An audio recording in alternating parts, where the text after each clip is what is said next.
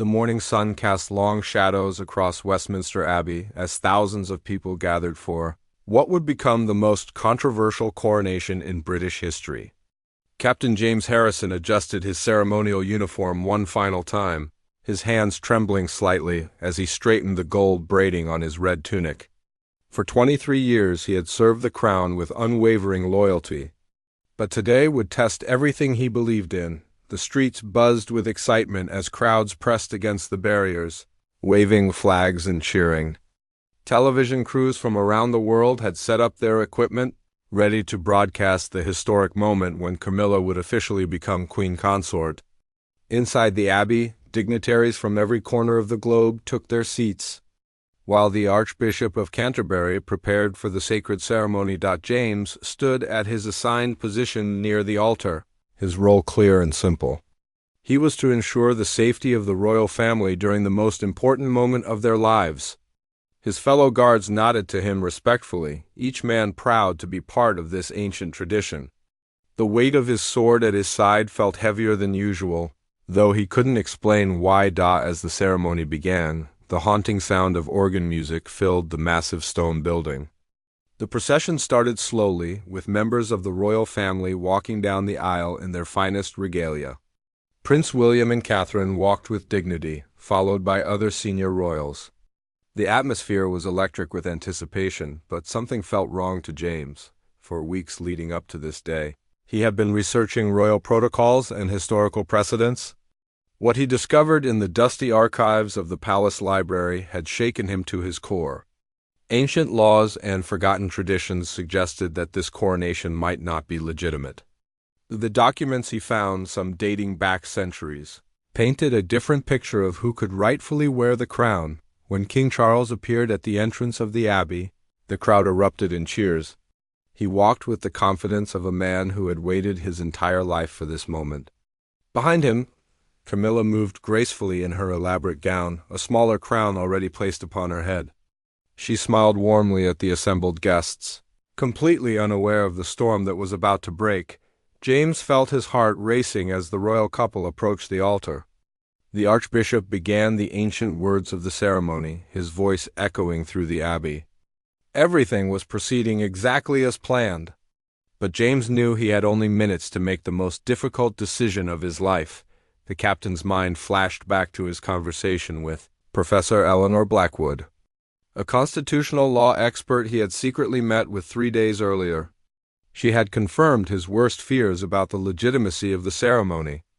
According to her research, there were serious legal questions about whether Camilla could rightfully receive the title of queen. The professor had urged him to speak up, but James had never imagined he would actually do it. As the ceremony continued, James noticed the other guards watching the proceedings with pride and reverence. None of them knew what he had discovered.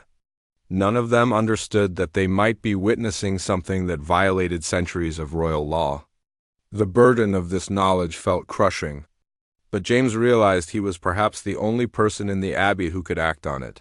The moment was fast approaching when the Archbishop would place the Queen Consort crown on Camilla's head.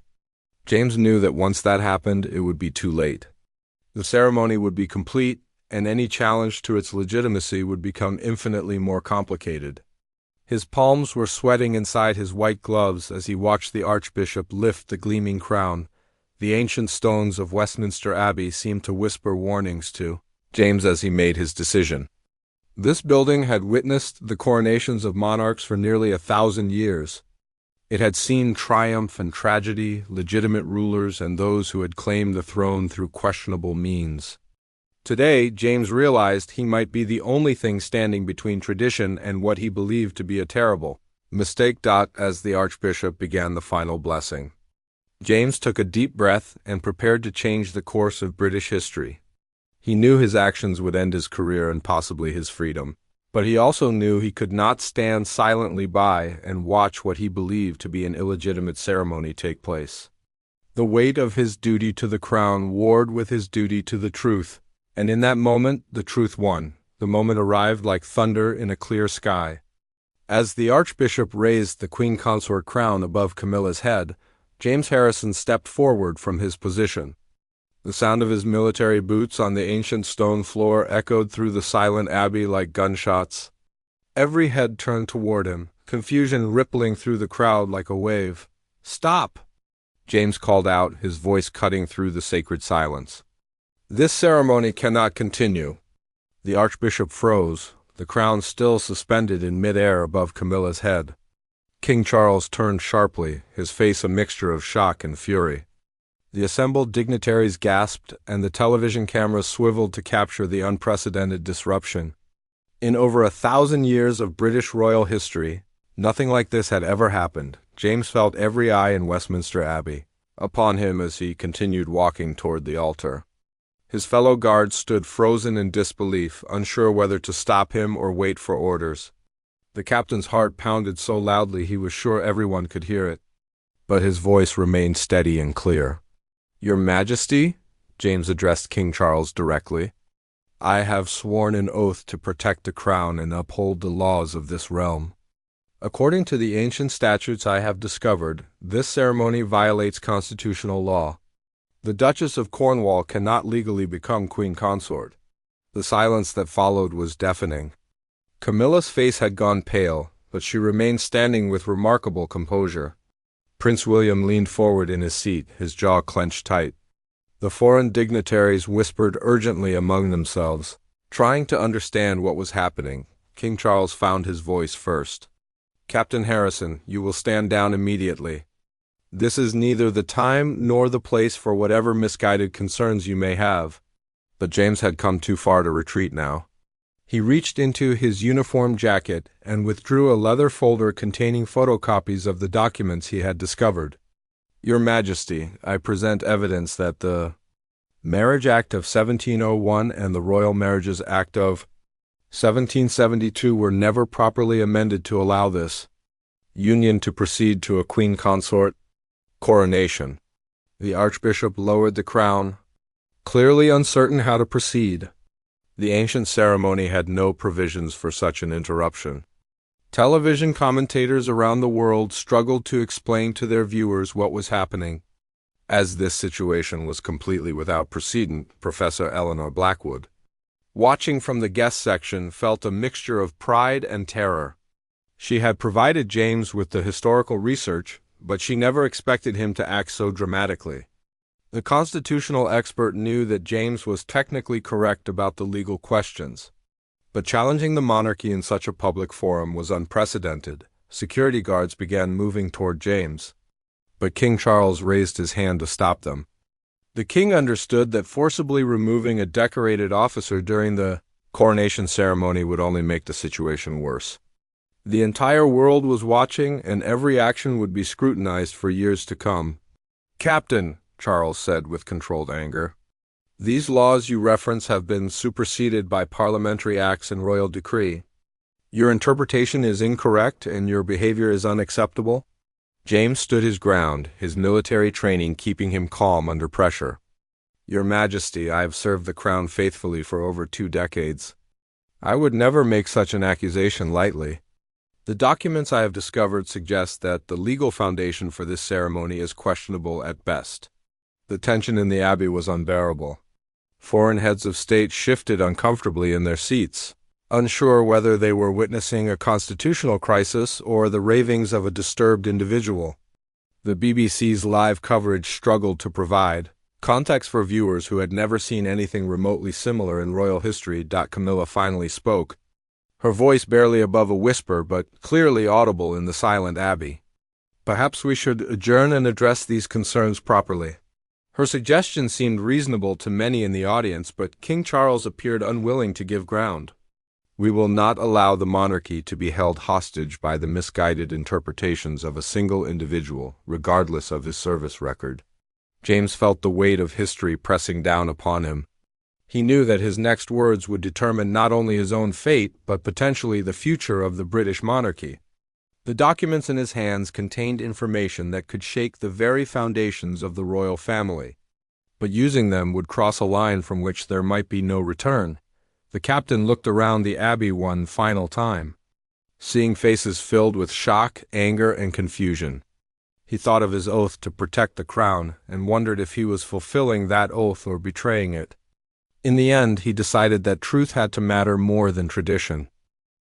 The standoff in Westminster Abbey stretched on for what felt like hours but was actually only minutes. James Harrison stood firm at the altar, his leather folder of documents clutched in his hands, while King Charles glared at him with barely contained rage. The weight of 1,000 years of royal tradition seemed to press down on everyone present. "Captain Harrison," the Archbishop finally spoke, his voice carrying the authority of his office, "these are serious allegations you're making. Do you understand the magnitude of your accusations?" James nodded solemnly. "I do, Your Grace. That's exactly why I cannot remain silent. These documents show that when King Charles married Camilla in 2005, certain constitutional requirements were overlooked. The marriage was legal, but the progression to queen consort status may not be." The crowd stirred restlessly. Many of the foreign dignitaries had no idea what was happening, while the British attendees were torn between shock and embarrassment. The Queen's former lady-in-waiting, seated in the front row, looked as if she might faint.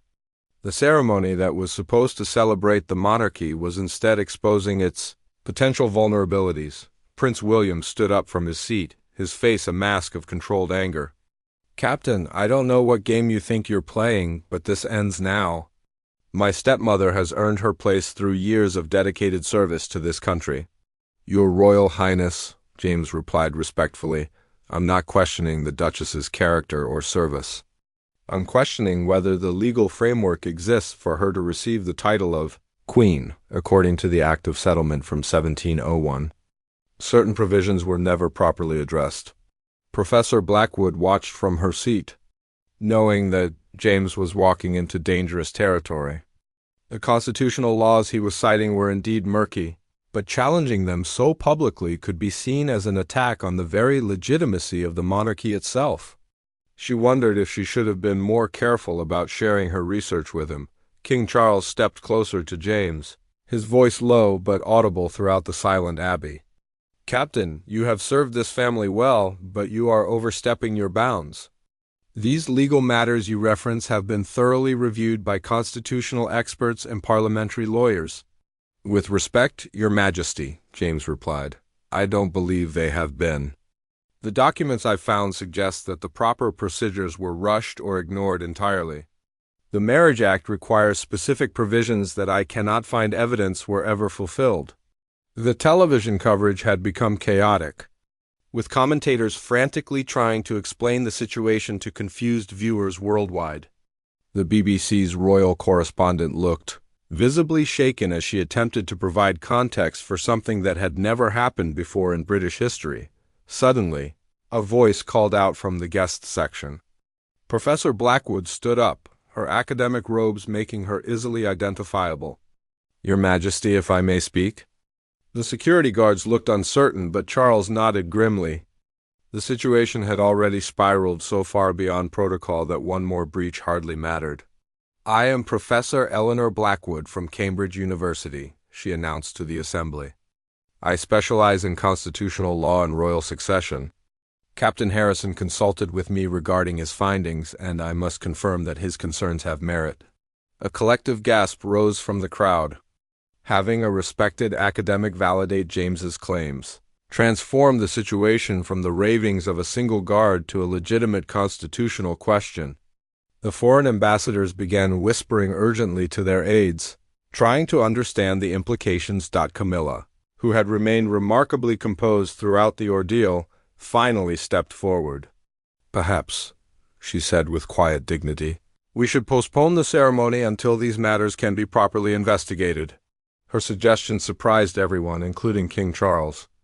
The idea of postponing a coronation was almost unthinkable, but continuing with serious legal questions hanging over it might be even worse. James felt a mixture of relief and terror at Camilla's words. He had never wanted to humiliate her personally, but he truly believed that the ceremony was constitutionally flawed. "Your Majesty," he said to Camilla, "I want to be clear that my objections are purely legal. This is not a personal attack on you or your worthiness to serve." The Archbishop looked to King Charles for guidance. The religious leader had conducted many important ceremonies, but nothing had prepared him for this situation. The ancient rituals of coronation had no provisions for constitutional challenges in the middle of the service. Charles stood silent for a long moment, the weight of his decision visible on his face. He could order the ceremony to continue despite the objections, but that would forever taint the legitimacy of Camilla's title. Alternatively, he could postpone and allow a proper investigation, but that would be seen as a humiliating retreat. "This ceremony is postponed," Charles finally announced, his voice heavy with disappointment and anger. "We will reconvene when these matters have been properly addressed."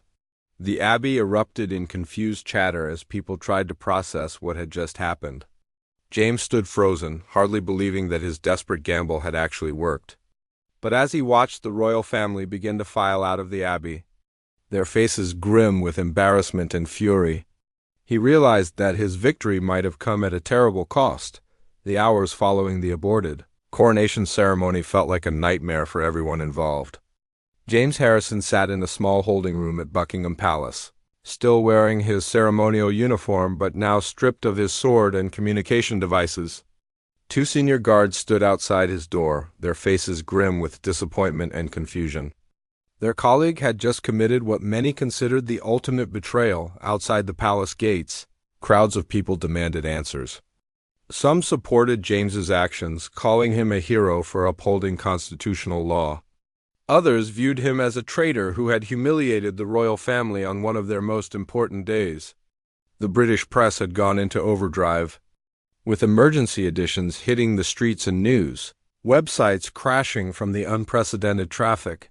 Professor Eleanor Blackwood paced nervously in her Cambridge office, fielding calls from reporters and government officials. Her phone hadn't stopped ringing since she had stood up in Westminster Abbey to support James's claims. Constitutional experts from around the world were analyzing the documents she had helped uncover, and preliminary reviews suggested that the legal questions were indeed serious. The royal family had retreated to Windsor Castle for an emergency meeting. King Charles sat at the head of a long oak table, his coronation robes replaced by a simple suit. His anger had given way to a cold determination to understand exactly what had gone wrong. Camilla sat beside him, her composed exterior hiding the turmoil she felt inside. "How did we miss this?" Charles demanded of his legal advisers.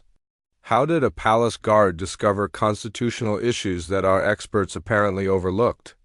Sir Geoffrey Morrison, the Crown's chief legal counsel, looked thoroughly uncomfortable. "Your Majesty, the Marriage Act and subsequent amendments are incredibly complex." Captain Harrison appears to have focused on very specific clauses that most scholars consider to be superseded by later legislation. Prince William leaned forward, his frustration evident. "But are his claims valid or not? We need a clear answer, not legal theories." "That's what we're trying to determine, Your Highness," Morrison replied. "The documents he's referenced do exist, and they do raise questions about the specific protocols for queen consort coronations. However, centuries of precedent might override these technical concerns." Meanwhile, in Downing Street, the Prime Minister was dealing with his own crisis. The postponed coronation had created a constitutional emergency that threatened to destabilize the government. Emergency sessions of Parliament were being called, and legal scholars were being summoned from across the Commonwealth to provide expert opinions. James sat alone in his holding room, replaying the morning's events in his mind. He had known his actions would have consequences, but the magnitude of what he had unleashed was becoming clear. His phone, when he was briefly allowed to check it, showed hundreds of missed calls and messages. Some praised him as a defender of constitutional law, while others branded him a publicity-seeking traitor. A knock at the door interrupted his thoughts. Sir Geoffrey Morrison entered, accompanied by two other legal advisers. The elderly lawyer's expression was unreadable as he took a seat across from James. "Captain Harrison," Morrison began formally, "we need to discuss the documents you've discovered and the legal basis for your actions today." James straightened in his chair. "I'm prepared to answer any questions about my research, sir. I want to make it clear that my actions were based entirely on constitutional concerns, not personal grievances." Walk me through your findings, Morrison requested, opening a thick legal folder.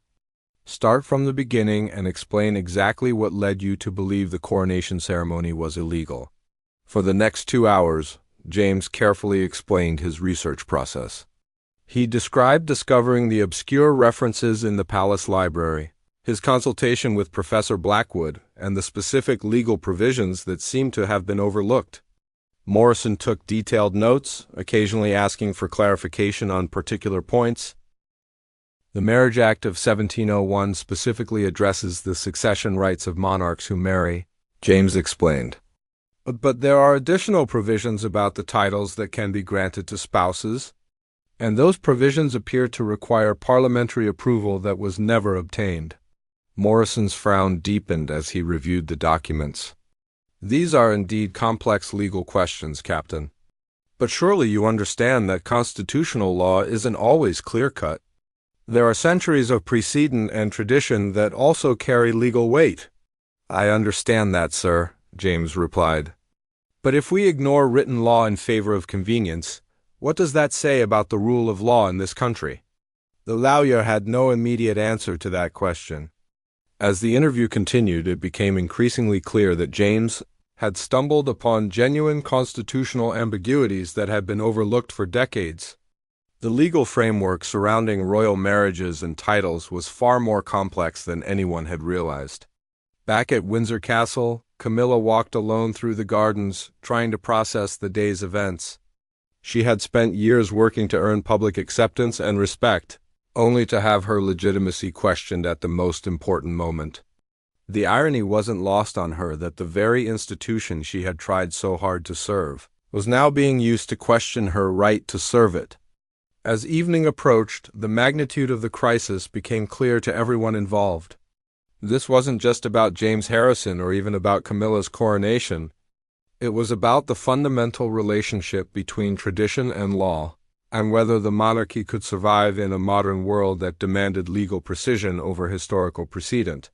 The questions raised that morning in Westminster Abbey would reshape the British Constitution for generations to come. 3 days after the failed coronation, the constitutional crisis had evolved into a full-blown legal and political emergency.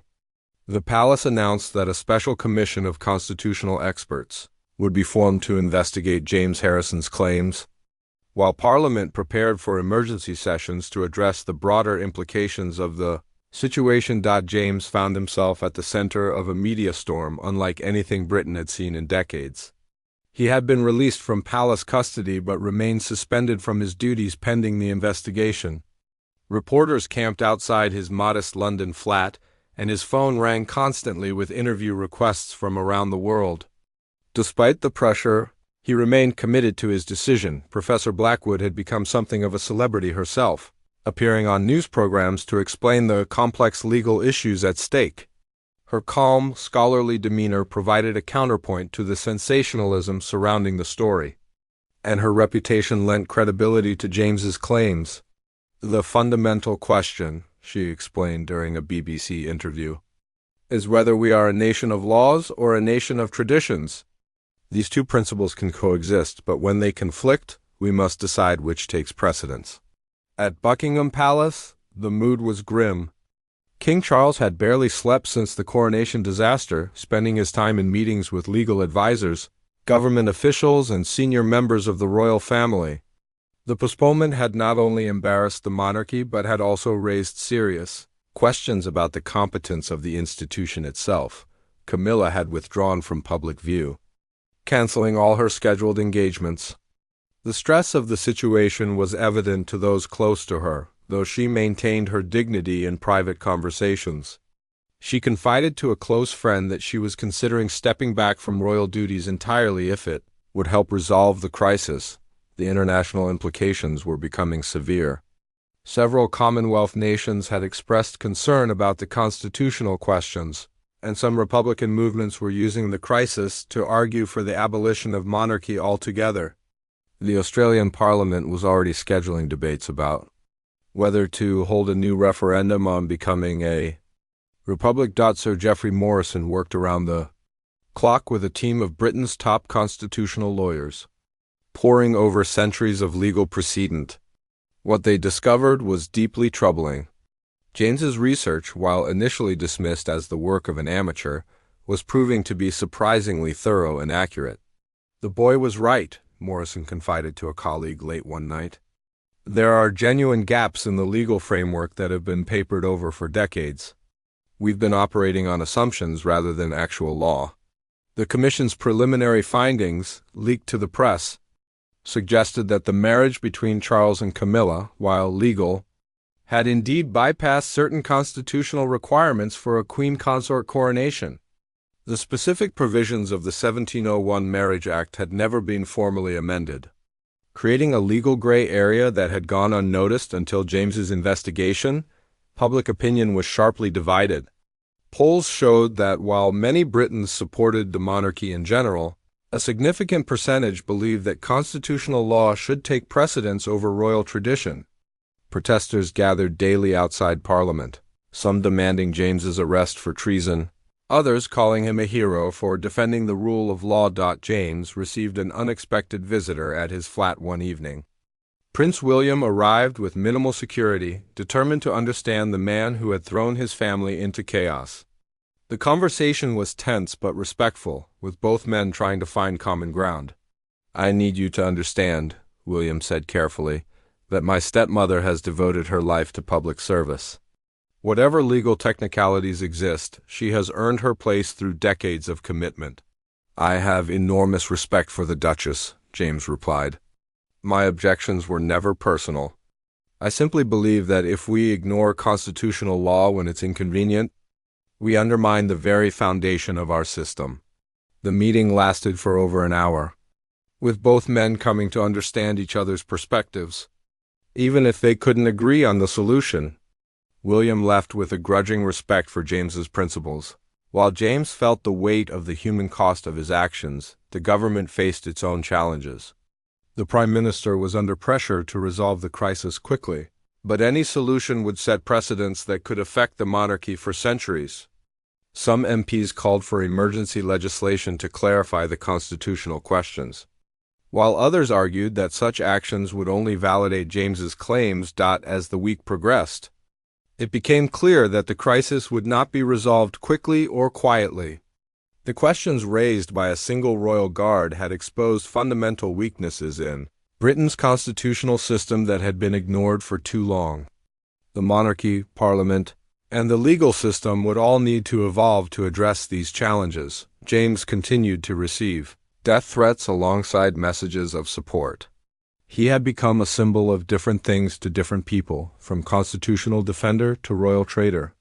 But through it all, he remained convinced that he had done the right thing, even as he watched the institution he had served faithfully for over 2 decades struggle to adapt to the reality he had forced them to confront. The Commission's final report was still weeks away, but its preliminary findings had already changed everything. The coronation that was supposed to celebrate tradition had instead revealed that tradition and law were not always compatible, and that sometimes choosing between them required the courage of a single individual willing to stand up for what they believed was right. 6 months after the dramatic interruption at Westminster Abbey, the Constitutional Commission released its final report. The document, over 400 pages long, confirmed many of James Harrison's original claims while also providing a pathway forward for the monarchy. The findings were both a vindication of his actions and a roadmap for constitutional reform. The report concluded that while Camilla's marriage to Charles was legally valid, the specific requirements for a queen consort coronation had indeed been overlooked. However, the Commission also recommended that Parliament pass emergency legislation to clarify these ancient laws and provide a clear framework for future royal ceremonies. James stood before a packed House of Commons committee, wearing a simple dark suit instead of his military uniform. He had been called to testify about his research and motivations, and his appearance drew intense media coverage. Despite the hostile questions from some MPs, he maintained his composure and stuck to his constitutional arguments. "I took an oath to serve the Crown," he told the committee. "That oath includes defending the laws and traditions that make the monarchy legitimate. I believe my actions honored that oath, even though they came at great personal cost. The personal cost had indeed been severe. James had been dismissed from his position as a royal guard, though he received a full pension in recognition of his years of service. He had been forced to relocate after continued harassment from both supporters and critics, and his relationship with his longtime girlfriend had ended under the strain, but there had been unexpected benefits as well. Several universities had offered him positions as a researcher in constitutional law, and a major publisher was interested in his account of the events. He had also received messages of support from constitutional scholars around the world, many of whom praised his courage in defending legal principles. The royal family had undergone its own transformation during the crisis. King Charles had emerged as a stronger monarch, one who understood that the crown must adapt to survive in the modern world. He had worked closely with Parliament to draft the new legislation, showing a willingness to accept constitutional limits on royal power. Camilla had perhaps changed the most of all.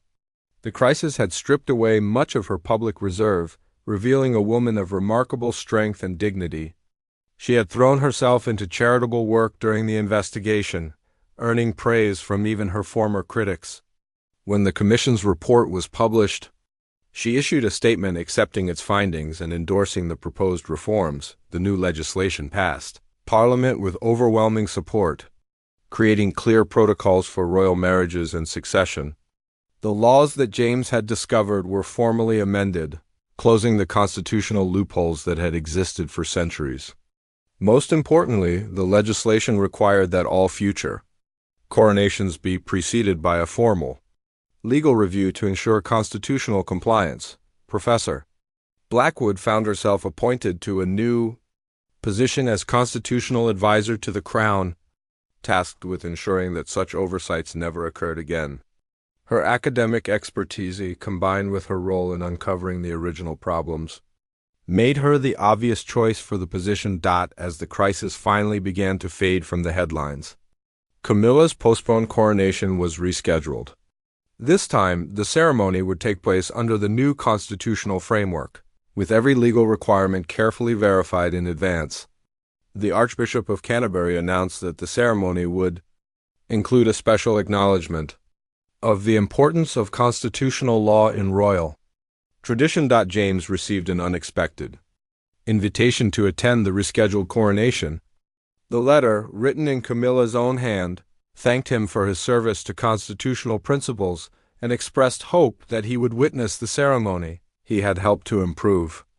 The gesture surprised many observers, but it reflected the new spirit of transparency and accountability that had emerged from the crisis. On the morning of the second coronation attempt, James sat in Westminster Abbey as a guest rather than a guard. He watched as the same ceremony that had been interrupted months earlier proceeded smoothly, this time with the full backing of constitutional law. When the Archbishop placed the crown on Camilla's head, there were no objections, no interruptions, only the satisfaction that comes from doing things properly. The ceremony concluded with a brief speech from King Charles, who acknowledged the difficult path that had led to this moment. Our monarchy is stronger when it is built on the solid foundation of law and tradition working together, he said. We are grateful to all who helped us find that foundation, even when the process was difficult. As James left the Abbey, he reflected on the extraordinary journey that had brought him to this point. He had lost his career but gained something more valuable, the knowledge that he had helped preserve the constitutional principles that made democracy possible. The monarchy had survived the crisis and emerged stronger, more transparent and more accountable to the laws that governed it. The final chapter of the story was still being written. The constitutional reforms triggered by James's actions were being studied by governments around the world, and the precedent of challenging royal authority through legal means had implications far beyond Britain. But for James Harrison, former royal guard turned constitutional defender, the most important outcome was simple: the rule of law had been upheld, and the crown was now truly worthy of the loyalty it demanded. Years later, constitutional scholars would mark the interrupted coronation as a turning point in the evolution of modern monarchy. It proved that even the most traditional institutions could be reformed through courage, research, and respect for legal principles. And it showed that sometimes the greatest service to the crown comes from those willing to challenge it when it strays from its constitutional foundations.